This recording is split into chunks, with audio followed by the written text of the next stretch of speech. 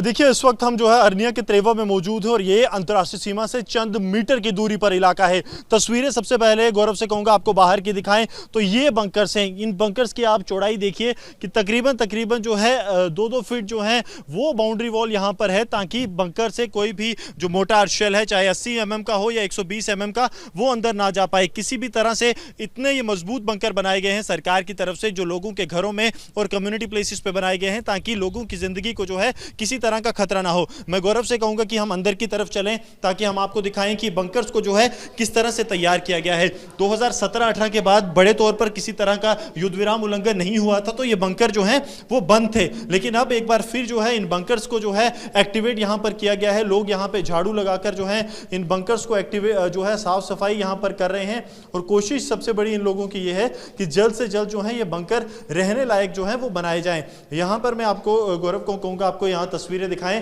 कि इन बंकर्स की स्ट्रेंथ किस तरह से रहती है। आप अगर यहां पे देख पाएंगे तो तकरीबन 1 से 1.5 फुट का जो है एक मोटा जो बाउंड्री है वो यहां पर दी गई है, ताकि किसी भी तरह से अगर मोटार शेल्स चाहे वो 80 mm हो या 120 mm वो यहां पर पाकिस्तान की तरफ से फायर किया जाता है तो उसे जो है दोबारा जो है वो सिविलियन किसी को भी नुकसान ना हो। इस तरफ आप देखेंगे तो गांव की महिलाएं जो हैं वो इकट्ठी हुई हैं, यहां पर साफ सफाई की जा रही है, क्योंकि काफी लंबे समय से तकरीबन 6-7 साल से ये बंकर बंद थे। गांव की पूर्व सरपंच जो है वो यहां पर मौजूद हैं, उनसे बात करते हैं। बलवीर जी, आप लोगों ने एक बेड़ा उठाया है कि कम्युनिटी बंकर्स को एक्टिवेट किया जाए, इंडिविजुअल बंकर्स को एक्टिवेट किया जाए, क्यों लगा कि ये जरूरत पड़ रही है? देखिए सर, अभी आपने भी सबने देखा होगा जो पहलगाम में हुआ वो अनबिलीवेबल था, अनटॉलरेबल था,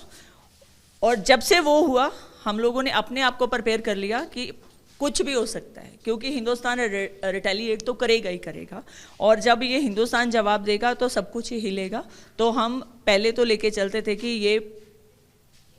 कभी पता ही नहीं चलता था कि शेलिंग हो रही है। अभी तो हमें पता है कि कुछ होने वाला है, जो होने वाला है वो देखा जाएगा, पर आज की डेट में जो हमारे लोगों के लिए सेफर जोन है हम वो रेडी कर। मीटर ही दूर हैं आप लोग अंतर्राष्ट्रीय सीमा से, और लगातार कहीं ना कहीं अरनिया में हमने देखा है कि पहली जो फायर आता है उससे काफ़ी कैजुअलिटीज होती हैं, उसी की प्रिपरेशन है। बिल्कुल बिल्कुल, हम फर्स्ट फायर के लिए रेडी हो रहे हैं। जब first fire, after first fire